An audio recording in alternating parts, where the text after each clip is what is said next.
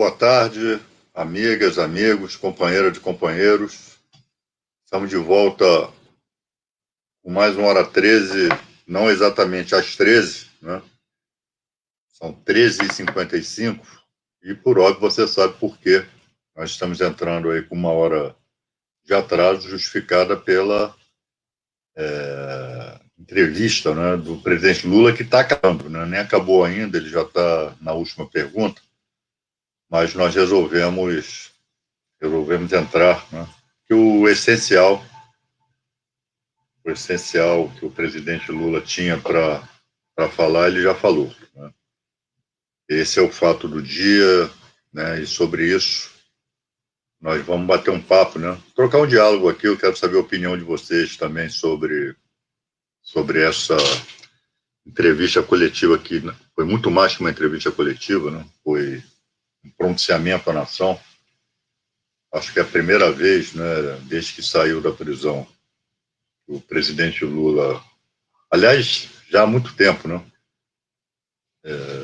O presidente Lula teve esse espaço, teve essa possibilidade de falar para todos os brasileiros. Mas antes, né, e óbvio, vamos falar também dos julgamentos no Supremo, né, tanto da decisão do Fachin quanto do julgamento de ontem sobre a suspeição. Enfim, né, vamos bater um papo aqui sobre esses assuntos que são tão importantes, mas antes disso, me digam se o áudio está chegando bem, se o vídeo está chegando bem. Se houver algum problema que nós possamos resolver por aqui, nós resolvemos. Quero muito saber também da cidade em que você está falando, de que você está falando, né? Estou aqui do Rio, né? De que bairro. É muito comum pessoas que participam conosco sistematicamente estejam em outros países, né? Em cidades estrangeiras. É muito bacana também saber de onde, né? E também peço a vocês que se inscrevam no canal, né, aqui no meu, no canal do Pimenta, no canal da Resistência. Enfim, vamos ampliar a nossa rede, vamos fortalecer a nossa presença e qualificá-la nas redes sociais. Né, você que está no YouTube, né, dê o like, né, curta o vídeo. Você que está nas demais redes, nas outras redes, né, vamos compartilhar, curtir, né, comentar, chamar os amigos para participar. É muito importante nós ampliarmos aí a nossa interação, né, por aqui. E aí, Helena, boa tarde, como é que está por aí? Boa tarde, Adi, boa tarde a todos. Boa tarde, animado, nessa semana que começou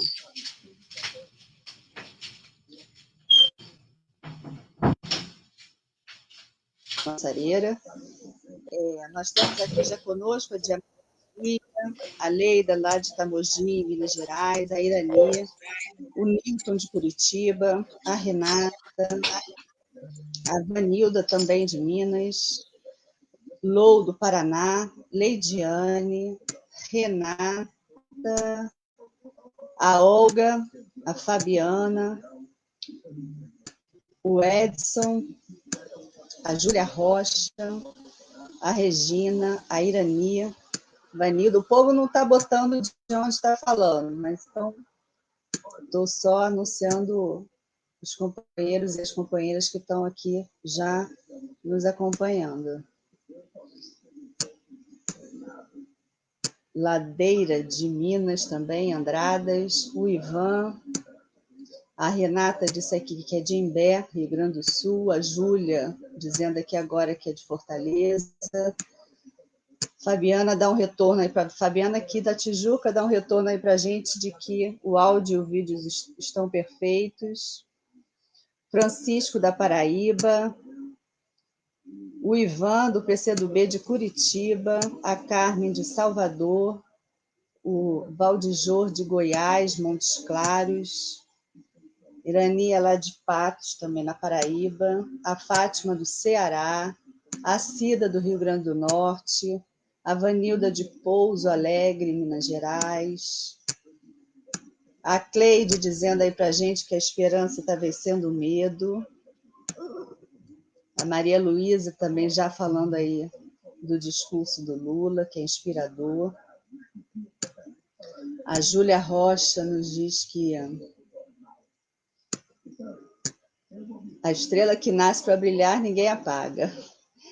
A Cida, o Sírios, a Maria Luísa, o Cezinha, lá de Resende. Boa tarde, Cezinha.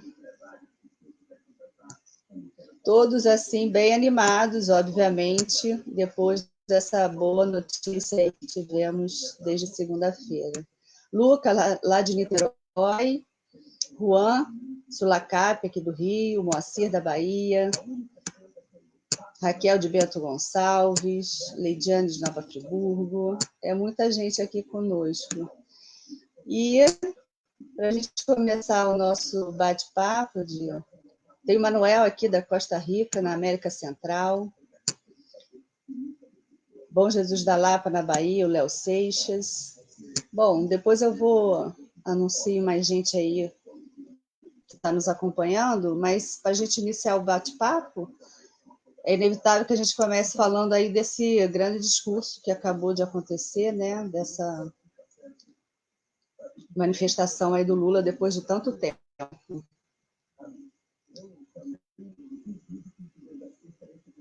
Bom, pessoal, reiterando aí boa tarde a todas e todos vocês, né? Muito,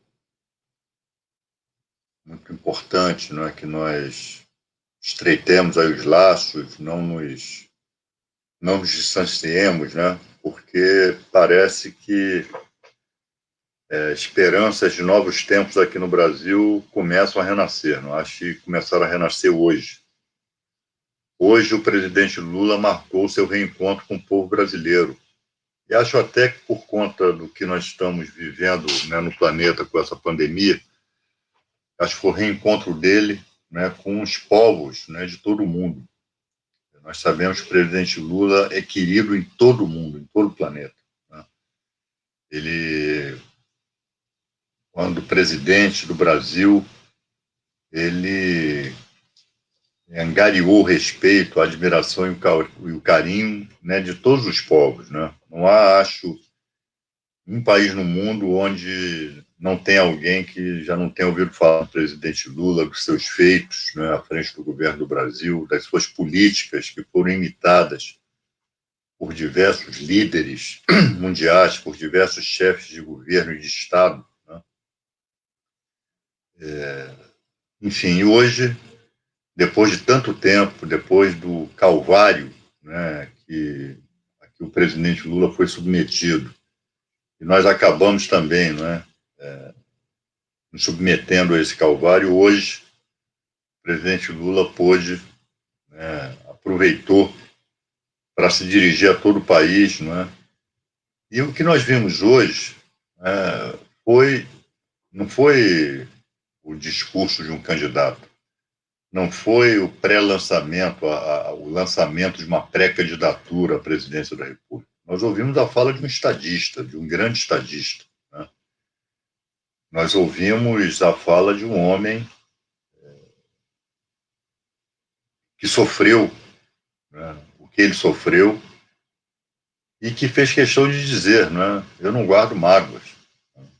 Ele quer justiça, né, assim como nós, né, ele exige que a gangue de Curitiba pague pelos seus crimes, que Sérgio Moro responda pelos seus crimes, mas não foi esse o norte do discurso, né, do pronunciamento, não foi esse o norte. Ele se dirigiu ao povo brasileiro, né? Ele, hoje, ele estabeleceu, né, um confronto, uma comparação entre o que ele fez, né, e se ele fez, ele prova, né, que pode fazer, e a comparação com Bolsonaro, né? Bolsonaro foi reduzido ao tamanho de um rato, né, o tamanho, se é que ele já teve outro tamanho, né, de uma mosca, né, de um mosquito, de um verme, de um vírus, né? Nós vimos um homem que pede ao povo que se cuide com a pandemia e, ao mesmo tempo, exige que o povo seja vacinado. nós vimos um homem, né, e obviamente ele continua atraindo público, ele continua atraindo multidões, mas a plateia, basicamente formada de jornalistas, mas não só, mas a plateia foi organizada no sentido das regras, das recomendações da Organização Mundial da Saúde. Distanciamento necessário, uso de máscaras, né? Ao contrário do que faz e preconiza Jair Bolsonaro. Então, o que nós vimos hoje foi um homem que voltou a trazer esperanças ao povo brasileiro. Voltou a dizer, né, o povo brasileiro voltou a ouvir que um outro Brasil é possível. E é mesmo, porque ele já provou. No passado, era uma utopia distante, né, o discurso do Lula, né, até chegar à presidência. Hoje não, hoje é o discurso, não deixa de ser uma utopia, mas uma utopia realizável, porque ele já realizou. Então, depois de tanto tempo, né, ouvindo asneiras, ouvindo as imbecilidades, ouvindo a incitação ao crime, né, ouvindo o boçal, ouvindo a boçalidade, ouvindo a barbárie, hoje nós vimos e ouvimos, né, a palavra do estadista, a palavra de um homem que tem compaixão por seu povo, né, até porque é um homem do povo. Hoje nós vimos que o Brasil pode começar a se preparar para voltar a viver dias melhores.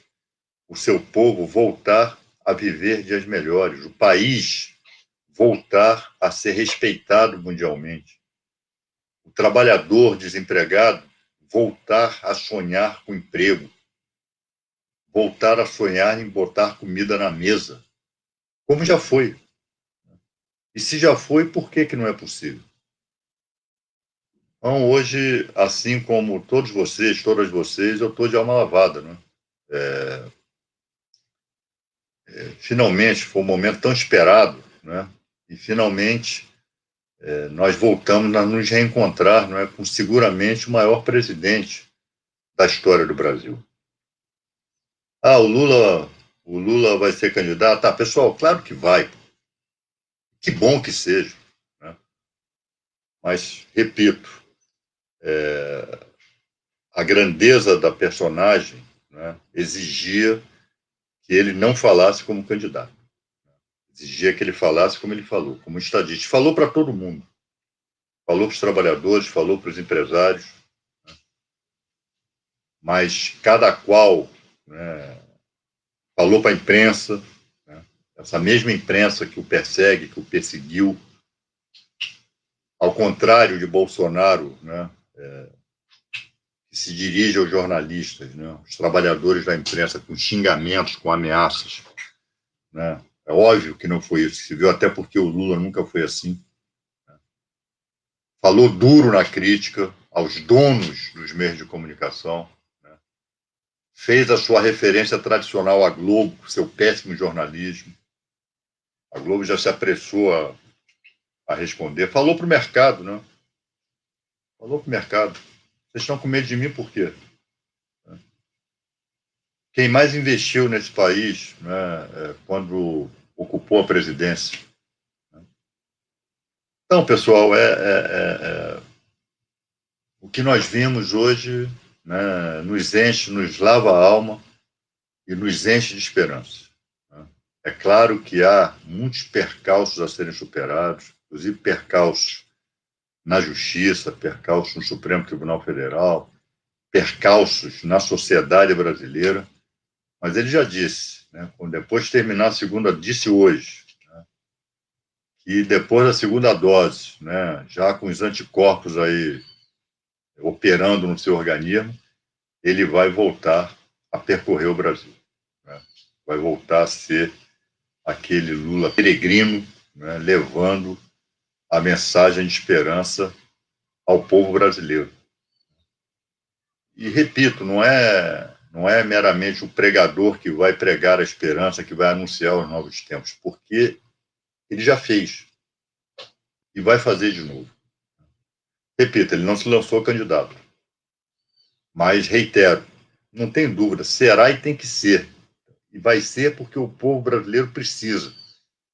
Vai ser porque o povo brasileiro necessita e quer, né, da sua força, da sua energia. Nós sabemos o que significa Lula no processo eleitoral. Aquela historinha para boi dormir que Bolsonaro estava doido, né, para ser o PT, estava doido para ser o Leite, está apavorado.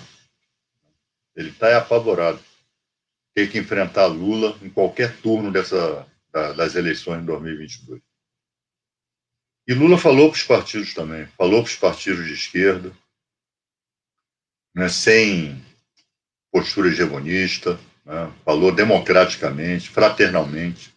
Agora, é claro que ele é uma força, né, que atrai. Eu não acredito, né, e estou colocando Ciro Gomes fora desse bloco. Ciro Gomes hoje ele é uma espécie de outsider, né, como Jair Bolsonaro teima em ser. Então, Ciro está fora do que eu vou dizer.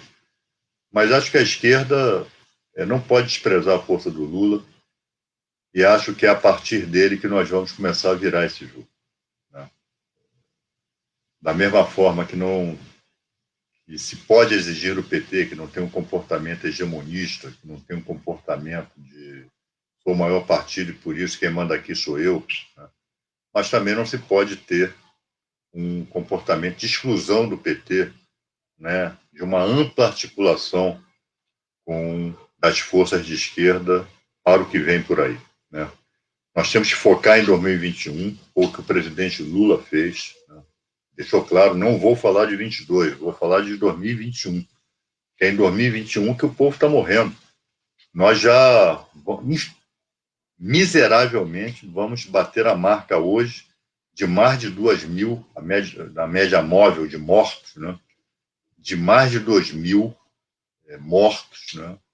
Por conta do vírus associado à irresponsabilidade criminosa e genocida do atual presidente da República. Foi reduzida a pó, né, com a fala do Lula.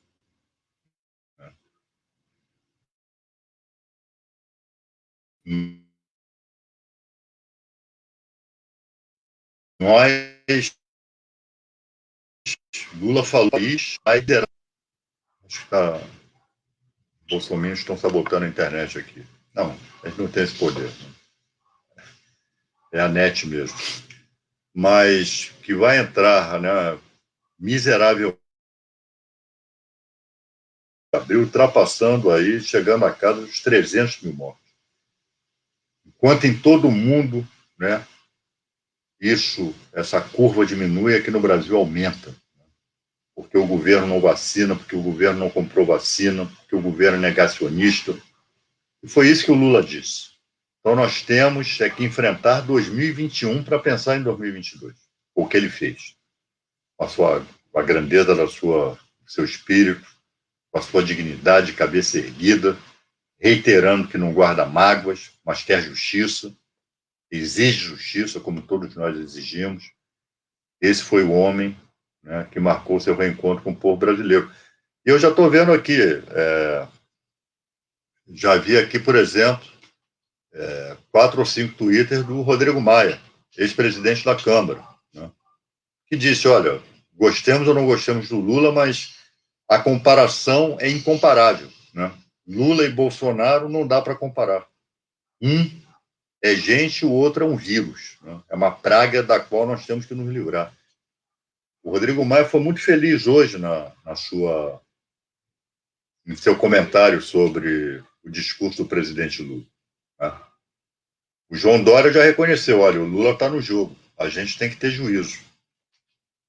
E sabe que a polarização entre Lula e Bolsonaro vai ser inevitável, não porque se tenha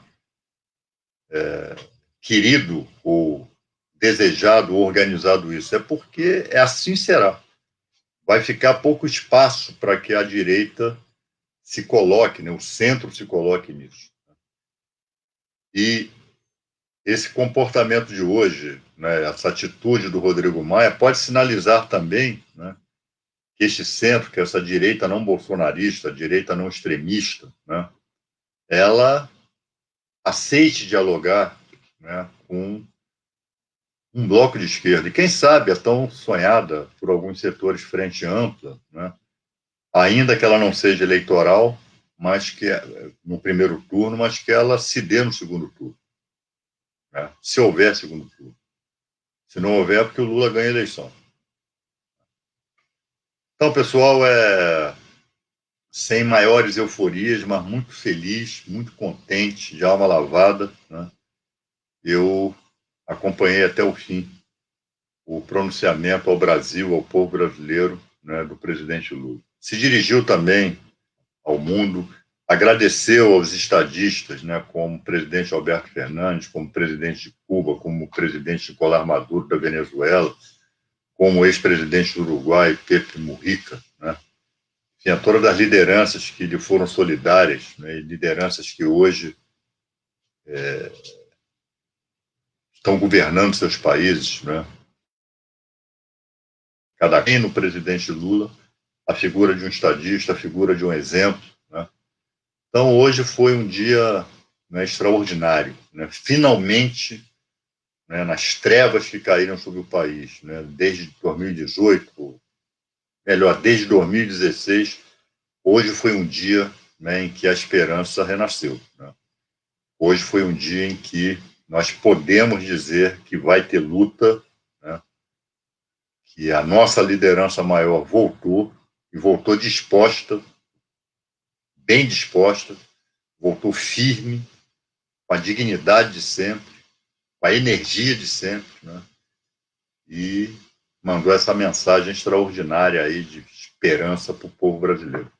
Então, pessoal, hoje é um dia, né, com as recomendações da OMS, né, mas é um dia para ser comemorado, né, porque acho que o Lula veio para ficar, né? O Lula veio para, mais uma vez, encher o povo brasileiro de esperança, de luta, né?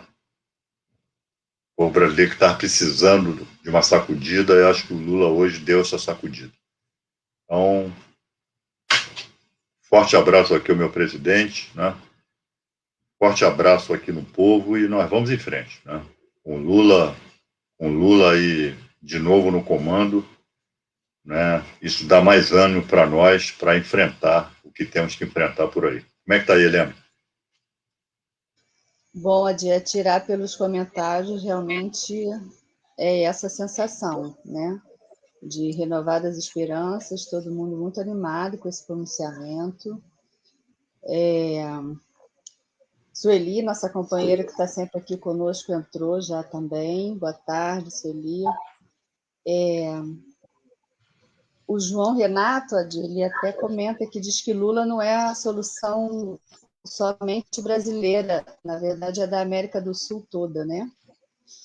Sem dúvida, e para diversos países do mundo também. Ele é uma referência, ele é o exemplo, né? Sem dúvida, concordo plenamente. E é inevitável que nossa conversa hoje toda seja em torno dessa decisão aí que houve na segunda-feira. Começamos pela fala do Lula agora há pouco, que também é em decorrência disso. Acho que seria interessante você falar um pouco agora especificamente sobre essa decisão do Fachin, né? Como ela se deu, quais as consequências, o que tem aí pela frente. Olha, pessoal, eu acho que todas e todos vocês, assim como eu, né, na segunda-feira, nos surpreendemos como nos surpreenderíamos, né, se num dia de sol aberto, vendo caísse um raio, né? Um raio caiu de céu azul. E foi o que significou essa decisão do ministro Edson Fachin.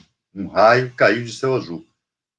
Eu não estava, no momento que tomei conhecimento dessa decisão, estava lendo, e o meu telefone tocou, já com a imprensa me procurando, como se eu já soubesse da notícia, pedindo para eu comentar. Eu falei, mas comentar o quê? O que aconteceu? Você não viu essa decisão do Fachin? Teve até um susto, pô, será que prendeu o Lula? O que houve? E era essa decisão em que o ministro Edson Fachin, relator da Lava Jato no Supremo Tribunal Federal, decidiu monocraticamente um habeas corpus, né? Não o habeas corpus da suspeição, é um outro habeas corpus, o habeas corpus em que se pede o reconhecimento, a declaração da incompetência da Justiça Federal do Paraná para o julgamento dos processos do presidente Lula. Por que foi um raio caído de céu azul? Primeiro, o ministro Fachin não levou a questão em mesa, não levou para a turma. Ele decidiu monocraticamente de repente. Segundo, todos nós sabemos que o ministro Fachin é um aliado da Lava Jato, um aliado fervoroso da Lava Jato no Supremo Tribunal Federal. O ministro Fachin é um guardião, né, das decisões da Lava Jato, né, quando são submetidas, quando são questionadas no âmbito do Supremo Tribunal Federal. Na segunda turma agora ele tem perdido tudo, né, mas não arreda pé. Porque eu sempre tenho brincado aqui, olha, vai ganhar uma mariola quem me trouxer uma decisão do ministro Fachin contrária, por menos importante que seja essa decisão, contrária à Lava Jato. Como ninguém trouxe, né, foi o Fachin que anunciou, então ninguém vai ganhar a mariola, porque segunda-feira ele profere essa decisão. Qual é a decisão, pessoal, para que todo mundo entenda? Nos países civilizados, no ordenamento jurídico dos chamados países civilizados, o Brasil já foi, deixou de ser a partir de 2018, vigora o princípio que deve pautar o sistema judiciário, o princípio do juiz natural. O que isso quer dizer em linguagem de gente?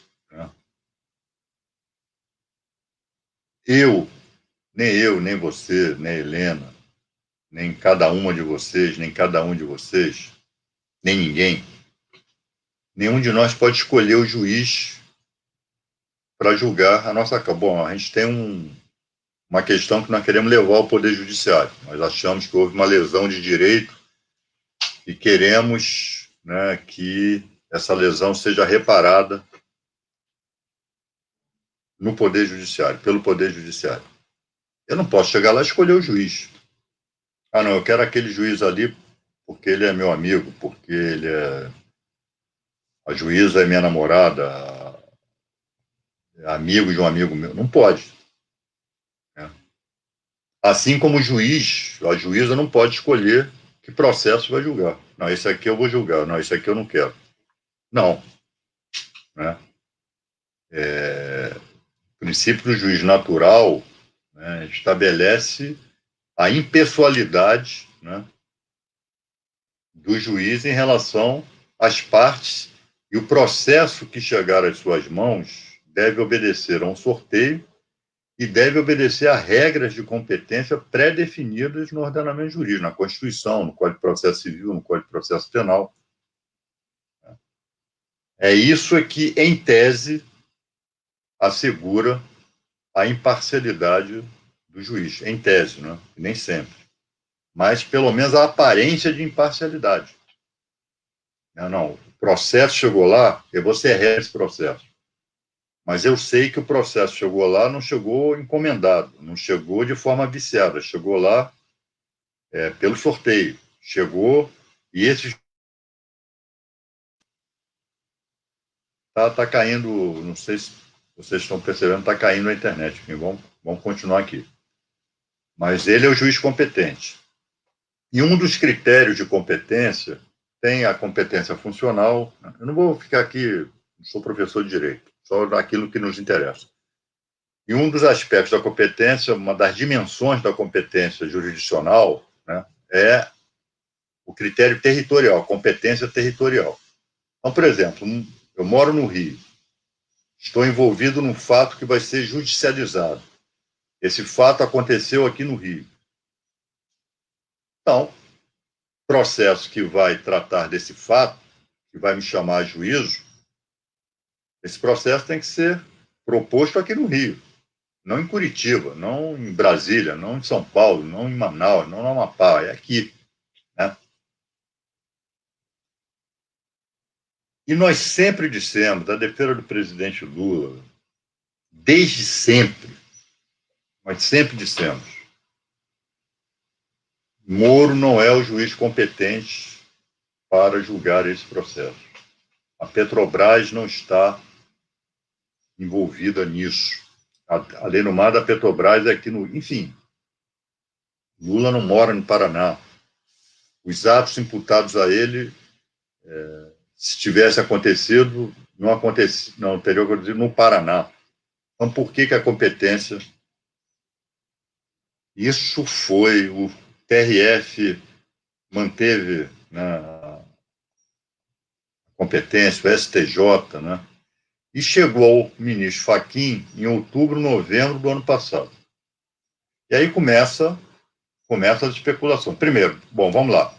No que diz respeito à decisão do ministro Fachin em relação à competência. Está correta a decisão? Está. Agora, o que chama a atenção? Por que só agora? Segunda-feira. Por que isso não foi levado quando chegou? Chegou lá, repito, final de outubro, início de novembro. Por que só agora? Coincide com o fato de que o ministro Gilmar Mendes corria rumores de que ele ia botar em mesa o julgamento da suspeição do Sérgio Moro? Aí nós já estamos no plano das especulações, mas especulações cabíveis, né?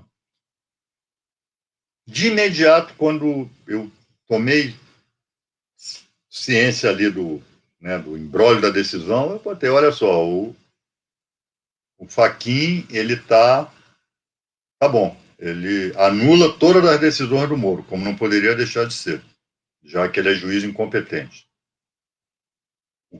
O que significa restituir os direitos políticos do presidente Lula, que era uma maldição até pouquíssimo tempo. Qualquer coisa que pudesse significar Lula candidato, eles davam um jeito de atropelar a lei, atropelar a Constituição, né, para que isso não acontecesse. De repente, o Fachin transforma Lula, graças ao Fachin que o Lula falou hoje, que atraiu a imprensa. Se não fosse a decisão, o Lula ia chamar a entrevista coletiva para quê? Não iriam três jornalistas lá.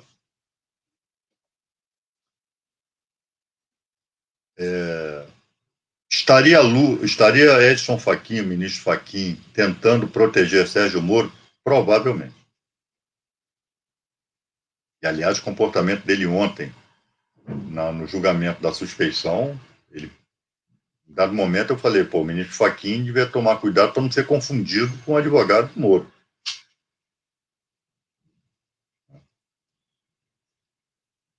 Então, a decisão do ministro Edson Fachin, tardia, estranhamente tardia,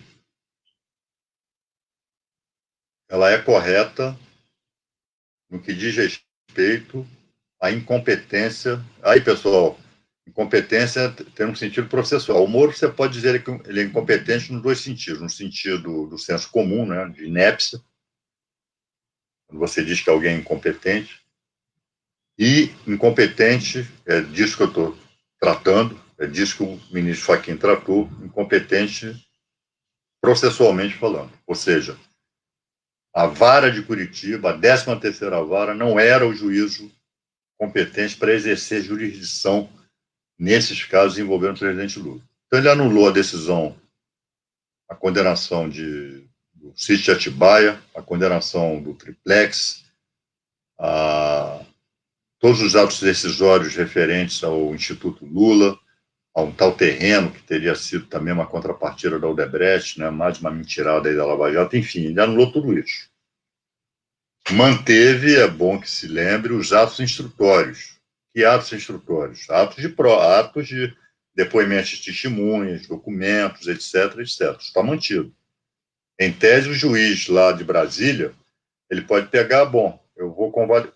Ele deixou para o juiz decidir se convalidaria ou não esses atos instrutórios. Acho que o próprio Fachin deveria ter anulado, mas já deixou essa porta aberta. Ou ele convalida, se convalidar, restará a esse juiz, depois de examinadas essas provas, né? Já que ele não examinou. Examinou não, né? Quem montou tudo isso foi o Sérgio Moro. E ele pode imediatamente proferir outra sentença, condenando ou absolvendo. Vamos ver.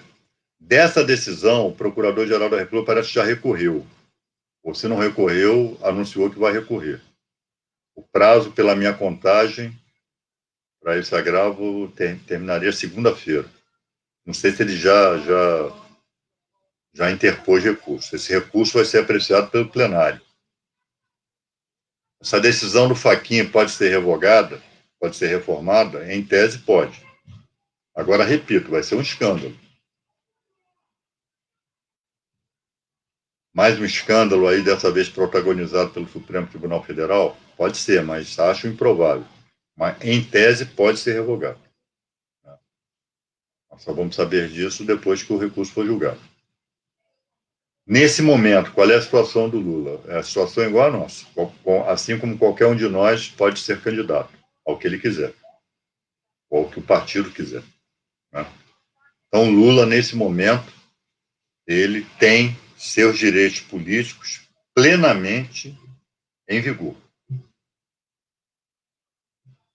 Vamos agora ao outro julgamento, né, que teve lugar ontem, e também, mais uma vez, não se concluiu.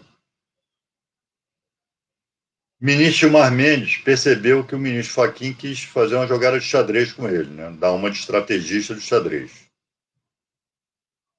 Com aquela decisão, porque o que ele fez? Disse que estavam prejudicados todos os demais feitos aí, habeas corpus, relacionados ao caso, inclusive o da suspeição, o que nos leva a crer que ele quis, de fato, preservar Moro e a Lava Jato.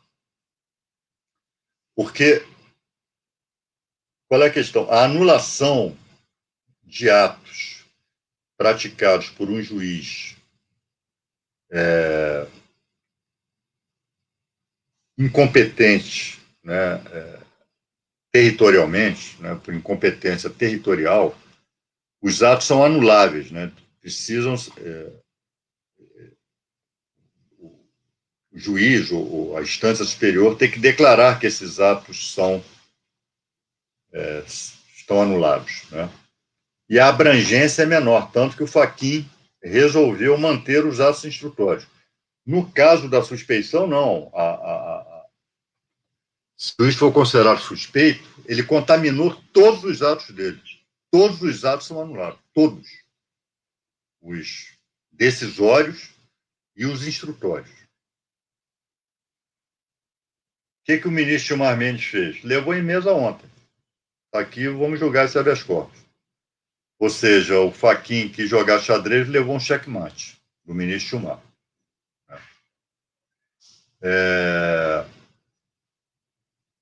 Vamos imaginar que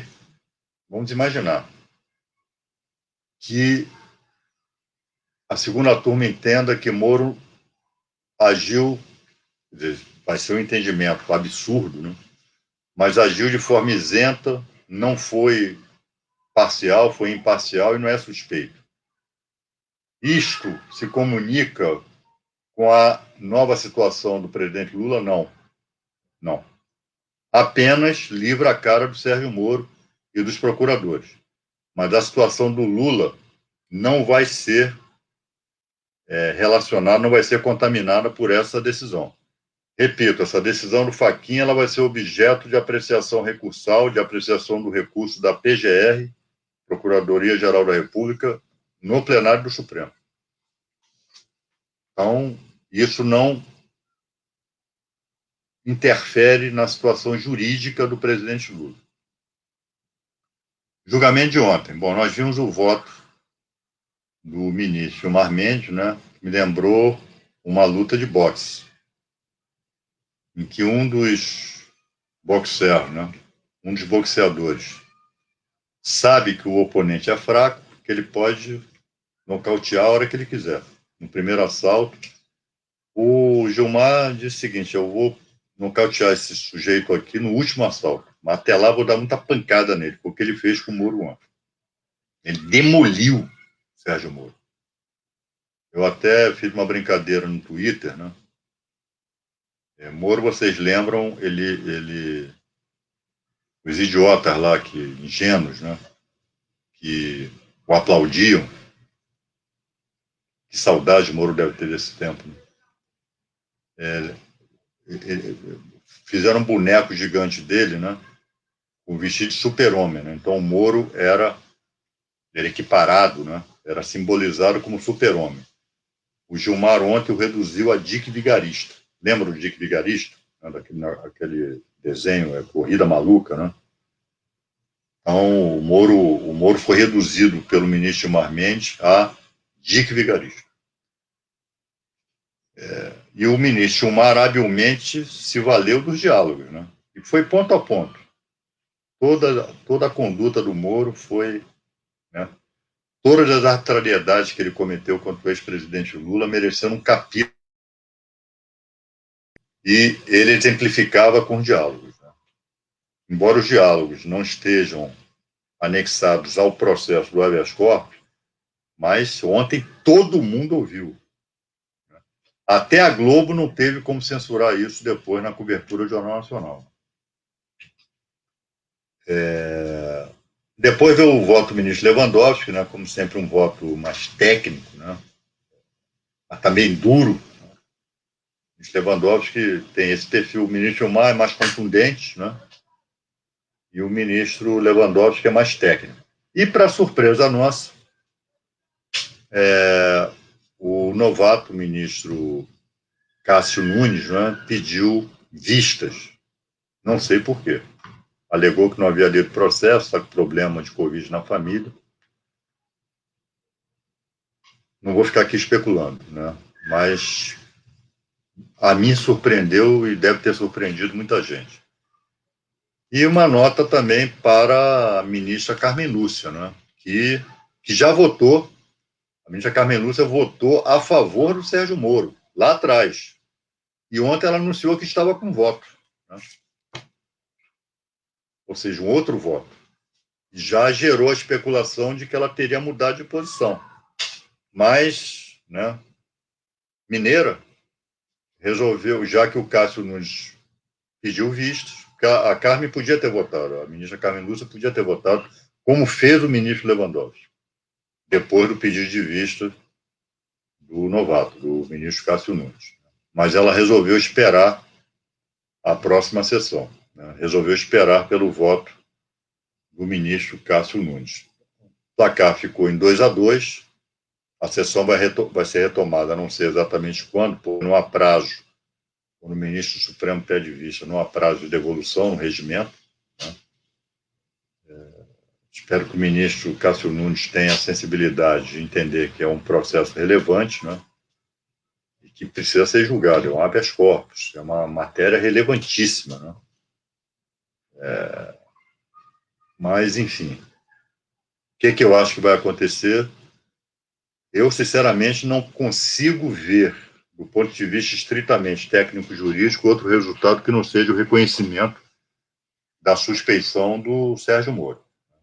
Agora, como nos últimos tempos, né, o que pauta as decisões judiciais quando um processo desse perfil não é o direito, né, é a política, é o cálculo político, é o cálculo estratégico político, tudo pode acontecer. Seria um escândalo também de proporções, assim como uma pandemia, planetárias. Né? Juristas de todo o mundo, inclusive o ministro Marmendes leu uma carta aberta de juristas de todo o mundo, não só brasileiros, ao Supremo Tribunal Federal, pedindo o julgamento do Sérgio Moro e emitindo a opinião de que ele é suspeito mesmo. Então, os ministros supremos sabem que todo mundo está de olho nesse julgamento. Não é só o Brasil, não. E nós temos que ficar de olho mesmo. Então, pessoal,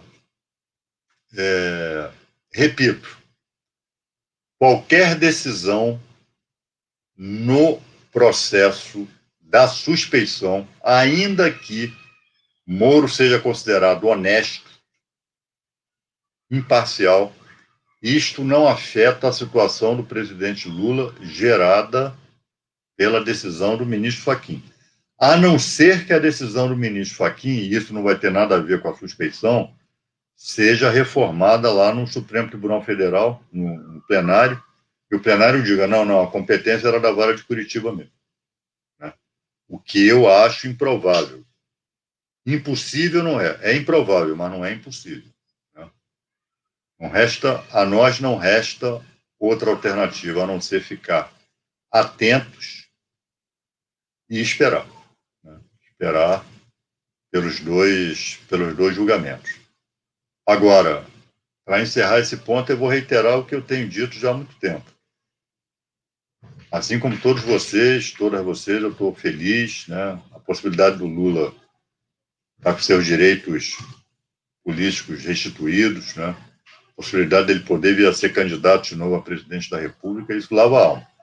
Mas é insuficiente. A turma de Curitiba tem que ser responsabilizada por todos os crimes que cometeu. Né? E acho que o primeiro passo vai ser dado com o reconhecimento da suspeição de Sérgio Moro. Então, eu não vou descansar enquanto essa turma não sentar no banco do júri. Tá? Se vocês tiverem alguma dúvida em relação ao que eu falei, em relação a esse julgamento, vocês botem aqui, a gente tenta responder da melhor maneira possível. Como é que está aí, Helena? Bom, a Maria Lúcia, só para ficar claro, então, que ela está perguntando sobre a possibilidade do ministro Cássio Nunes sentar em cima dessa questão da suspeição. Esse perigo existe, só dependendo, então, da razoabilidade dele mesmo, né? Exatamente. Ele não tem prazo para devolver o processo, não. Certo. O povo está trazendo muito aquele nosso antigo slogan, né? A esperança voltou e o povo vai ser feliz de novo, Maria Regina diz. Perfeito, é isso mesmo. E não só vai vencer o medo, mas agora vai vencer a ignorância e o ódio também, não é? Outra questão que o povo está bastante preocupado e trazendo aqui, o Wagner nos perguntou sobre essa... Não, o Moacir perguntou sobre essas declarações do Exército, algum tipo de ameaça. Olha, eu ia até falar isso mais à frente, né? Mas vamos aproveitar e falar logo. Um general aí, né, de pijama, que eles chamam, no linguajar dele de caserna, é fósforo riscado, né? Ou seja, fósforo que não presta mais para coisa nenhuma. Não sei o nome dele, nem quero saber. É o presidente do clube militar, andou declarando, criticando a decisão do ministro Fachin, que é isso, pessoal, é assim, o ministro Fachin era ídolo dessa turma até essa decisão. É impressionante, é torcida. Ninguém quer saber se a decisão está correta, se tem prova, se não tem prova, não. Né? Só vale uma decisão. É torcida mesmo de vale tudo, de futebol. E esse sujeito, né, esse generaleco de pijama, né, ele, sem saber, né, coisa nenhuma de processo, coisa nenhuma de direito, criticou a decisão do Fachin, porque ele está aterrorizado com a possibilidade do Lula voltar a ser presidente. E chegou a dizer não saber nem se Lula chega vivo, isso tem que ser investigado. Pessoal, o Clube Militar é uma entidade, funciona aqui no Rio de Janeiro, na Avenida Rio Branco. Né? É um viveiro de golpistas. É um celeiro de golpistas. Para lá só vai golpista. Foi assim na época de Getúlio, foi assim em 64, foi assim agora, foi assim lá, foi assim sempre. Então, que um fanfarrão bravateiro desses diz, né, não se escreve. Senhor aposentado, não tem o que fazer, né? Infelizmente, poderia estar tendo uma atividade mais produtiva, né, ao invés de estar falando besteira, e estar presidindo o clube golpista. Ele expressa um pensamento dos militares da ativa, em parte, provavelmente expressa. Não vamos nos esquecer, né, do senhor general Vilas Boas. Agora, vocês viram declaração de general da ativa sobre isso? Ao contrário da época lá do... Eu não vi. Né? E por quê? A Lava Jato está desmoralizada. Ainda que eles odeiem a possibilidade de o Lula voltar a ser candidato, vir a ser candidato, voltar a ser presidente, mas defender criminosos, né? Uma coisa é defender criminosos sem que os crimes dos criminosos tenham sido divulgados, né, ao vivo em cores, como estão sendo os crimes praticados pela Lava Jato. Então, para eles fica muito complicado, né, estarem dando palpite agora, defendendo decisão de criminoso. O criminoso não é Lula, não. O criminoso foi quem colocou ele na cadeia. Tá? Então, essa bravata aí desse senhor, né, deve ser recebida como bravata. Né? O que deve ser investigado é essa história, não se sabe nem se o Lula chega vivo em 2022. O que ele quis dizer com isso? Né? Se é uma torcida, se é uma ameaça. Né? Porque, do ponto de um determinado ponto de vista, nenhum de nós sabe se nós vamos chegar vivo em 2022. Inclusive ele, né? Inclusive quem falou essa bobagem. Será que esse sujeito vai chegar vivo em 2022? Então, isso é uma... Né? Agora, se tem uma ameaça embutida na indagação, isso tem que ser investigado. Né? Então, daqui para frente vai ser isso, pessoal. O Barba está de volta ao jogo, né? Então, daqui para frente vai ser toma lá da cá, né? E a gente não tem que ter medo desse embate, não. Não temos que ter medo desse enfrentamento, não. Vamos para cima dessa matilha, né? Desse escante fascista. Né? Nós não temos que temê-los, não.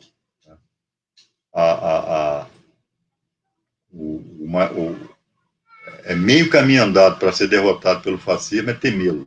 Né? Nós não temos que ter medo deles, não. Temos que enfrentá-los. Né? E esse enfrentamento ganhou um fortíssimo aliado hoje, que acabou de dar uma entrevista coletiva aí sobre a qual nós já falamos. Tá? E aí, Helena?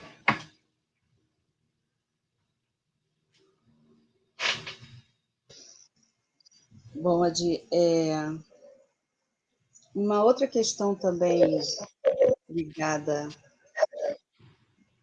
aos governos do Lula e do PT é sobre o apoio da classe empresária, né, dos grandes investidores, dizendo que eles têm muito receio e tal. E a gente viu aí o pronunciamento de um dos maiores investidores do mundo dizendo justamente o contrário, né? Estranhando até em relação a essa fala, e afirmando que o governo do Lula foi um dos melhores tempos que o Brasil já viveu. Né? O que você teria a falar sobre essa questão? Olha, pessoal, é um mega investidor, né? Considerado o maior do mundo, né? O mais endinheirado, ou seja, de petista não tem nada, de esquerdista não tem nada, de comunista não tem nada, né? Mas é um sujeito distante aqui das paixões, né, interessadas, interesseiras, que esse ambiente dissoluto aqui no Brasil gerou, né? Esse ambiente fascista, né, de fake news, de desconstrução do oponente, né, de o oponente ser tratado como inimigo, porque é assim que o presidente Lula... O que a imprensa faz com Lula, pessoal, não é de hoje. Desde a época do sindicalismo, desde que ele era sindicalista, Lula sempre foi alvo Claro que hoje é uma coisa muito mais virulenta, mais sofisticada, né? Mais violenta, né? Mais ilegal, né? Mais criminosa, mas ele nunca teve as boas graças, né, desses donos, né, da mídia capitalista. Nunca teve, nem nunca vai ter. Sobretudo das organizações Globo, né, que mereceram dele hoje menções carinhosas. Né? Globo, Miriam Leitão, né, devem estar lá se coçando. Mas já para ontem, a linha, né, Jornal Nacional, do Globo, dessa turma, né, era, pô, essa decisão do Fachin já era, o cara vai ser candidato mesmo. Então, voltaram com aquela história do mercado. Mas o mercado, a bolsa despencou, o dólar disparou. Quantas e quantas vezes a gente já não viu isso? Quando é Lula, é o PT, que estão aí na berlinda, que podem ganhar uma eleição, é sempre isso. Né? Então, o mercado viu com apreensão, né, essa decisão do Fachin. Então, o juiz não pode mais. Essa que é a questão. Né? Então, o judiciário não pode mais julgar de acordo com a lei, com a Constituição, com a prova dos autos. Tem que julgar de acordo com os interesses do mercado. Porra. E aí, ontem já começaram, né? Já começaram com essa história. E esse investigador, Mark Mobius, né? Ele vem e diz: olha, eu não consigo entender isso. Né? O Brasil, com esse homem na presidência, viveu os seus tempos mais felizes. Né? Não estou entendendo por que isso aí é um risco para o mercado. Não consigo entender. Inclusive, eu não acho que seja. E queria saber por quê. Né? Ele se pergunta, não vejo risco nenhum. Quando ele ganhou, quando ele governou, o mundo não acabou por causa disso. Né? Pelo contrário, é o que ele está querendo dizer. O povo brasileiro teve o seu período mais feliz. Então, nós vemos, pessoal, como o Brasil ainda está atrasado, né? Como essa imprensa daqui é atrasada, né? Como essas classes dominantes são tragicamente ridículas, né? Como esses donos de jornais, de televisão, são lamentáveis, são antidemocráticos, são imorais, né? E determinados jornalistas que lambem as botas, né? Os sapatos dos patrões. Né? Acho que é importante mencionar isso, porque esse tipo de provocação, de sentimento fabricado, né? O mercado, Deus mercado, isso é invenção daqui. Né? Quem de fato é investidor, quem de fato é capitalista, quem de fato, né, como esse sujeito, esse Mark Mobius, né, repito, está longe de ser petista, esquerdista, comunista, etc., né, sabe que isso aí é conversa para boi dormir, é provocação, é luta política, é luta de classes. Né? Então, não vamos nos deixar impressionar com essas baboseiras aí, referentes ao Deus mercado. Aliás, o presidente Lula fez referência a isso também na sua fala hoje. E aí, Helena? Bom, para finalizar, que a gente já está aqui há mais de uma hora, a gente viu também uma declaração do Dirceu falando que Bolsonaro precisa ser interditado já, né? Falando de reunir o campo progressista e ver como é que a gente pode pôr fim a essa tragédia que a gente está vivendo. O que você pensa aí sobre isso? O companheiro da Dirceu, meu queridíssimo, prezadíssimo amigo, por quem eu tenho uma profunda admiração e considero um analista político, né, sofisticadíssimo. Né? Eu nunca vi ninguém fazer análise de cenários políticos, né, pensar estrategicamente, taticamente, como o Zé Dirceu. Não conheço. E o Zé, quase que no desabafo, né, embora, como sempre, a partir de uma análise racional, disse hoje o que todos nós pensamos: não dá para aguentar Bolsonaro até 2022, pessoal. O povo brasileiro está morrendo. E não adianta, né? Vai chegar às 500 mil mortes e ele vai continuar se comportando dessa maneira. Vocês viram, né? A foto, ele foi para Israel. Vê negócio de spray, não foi vacina, não. Israel já vacinou. Israel não está usando spray na sua população. Esse spray está em pesquisa.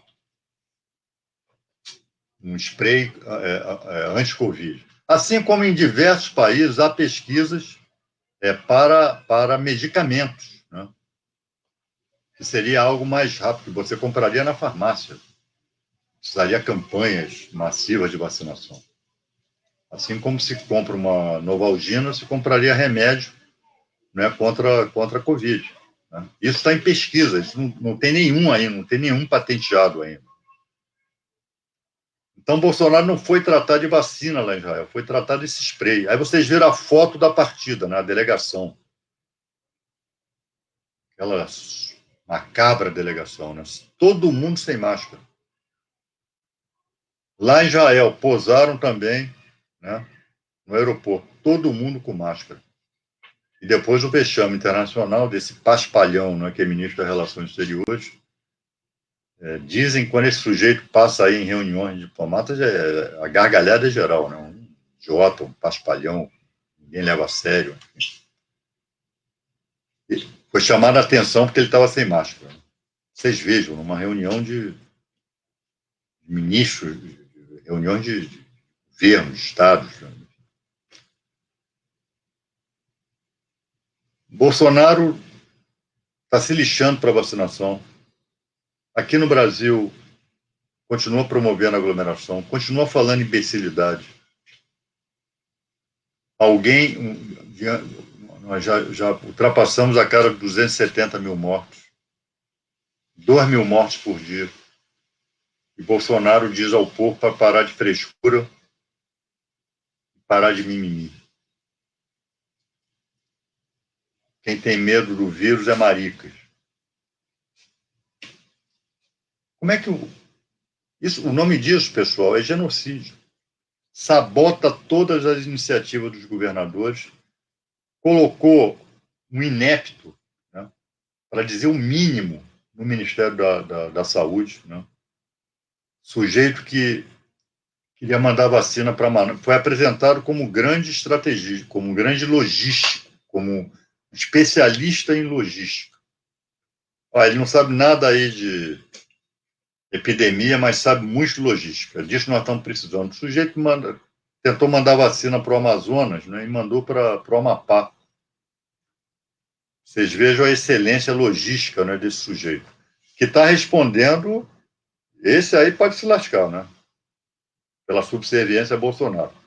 O episódio da falta de oxigênio em Manaus, né? Esse aí pode começar a preparar a sua caminha, né? Porque os indícios são veementes de negligência criminosa em relação ao que se passava lá em Manaus. Então, pessoal, o Brasil hoje é o país, é um risco, não só para os brasileiros. O Brasil é um risco. O governo Bolsonaro põe em risco a vida de todo o planeta. É uma pandemia, não é uma doença, não é uma epidemia que está circunscrita às fronteiras do Brasil. E foi isso que o Zé Dirceu quis dizer, né? Nesse sentido, a frente é amplíssima, né?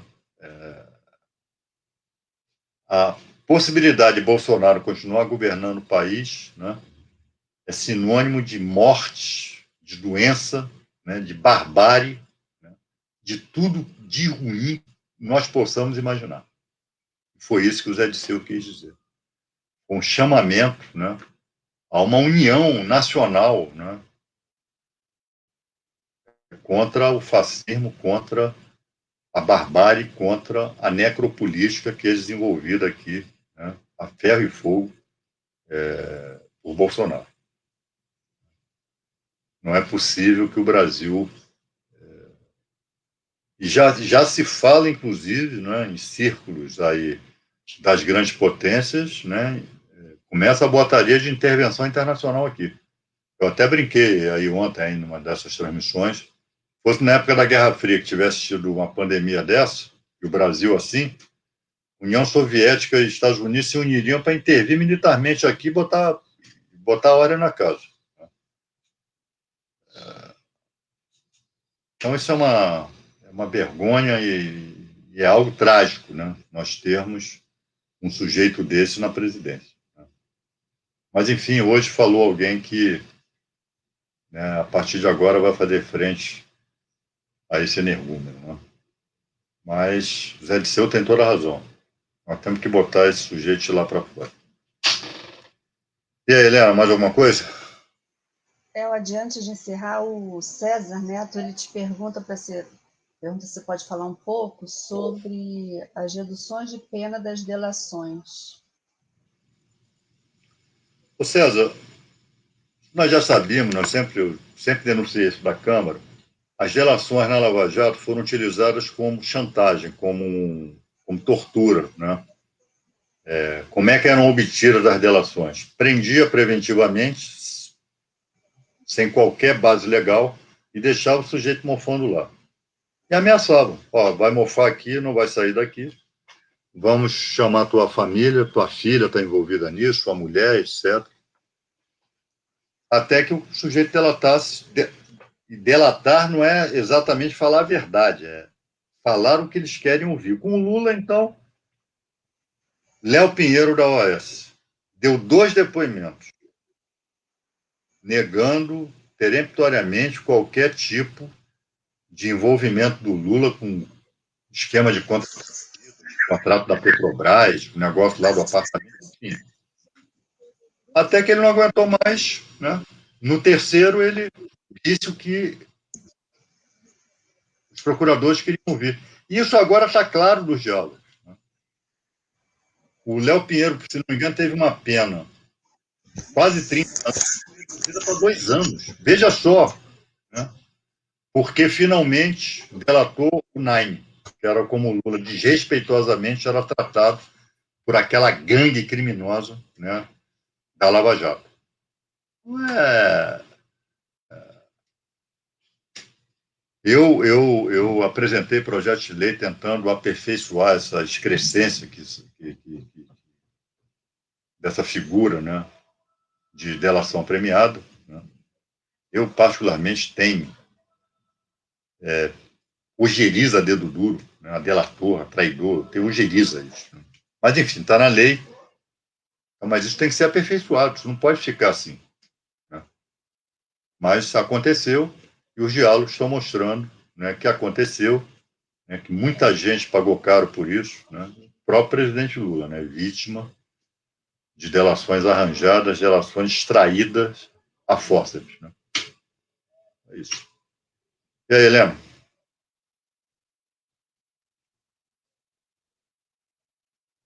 Mais alguma questão aí, Helena?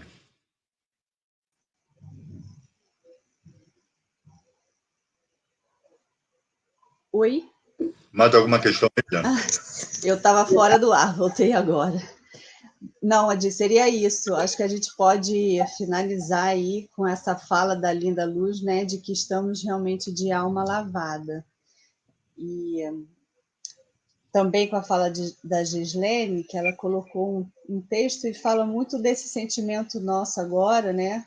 O orgulho de fazer parte dessa corrente que ninguém solta a mão de ninguém, ao lado do tempo, em prol da democracia, da Constituição, dos direitos da classe trabalhadora, de uma vida digna para o povo brasileiro. Está aí todo mundo muito esperançoso. Isso Beijo aí, a todos. assina embaixo, mas esperança, alegria, euforia, mas atenção, né? Não tem nada ganho ainda, pessoal. O jogo está em andamento. Tá? O jogo está começando. Tá? Tchau para vocês. Domingo estou de volta com o programa das 6h30 e na próxima quarta, de volta aqui com o 13 horas, o Hora 13. Tá? Tchau. Boa semana aí para vocês.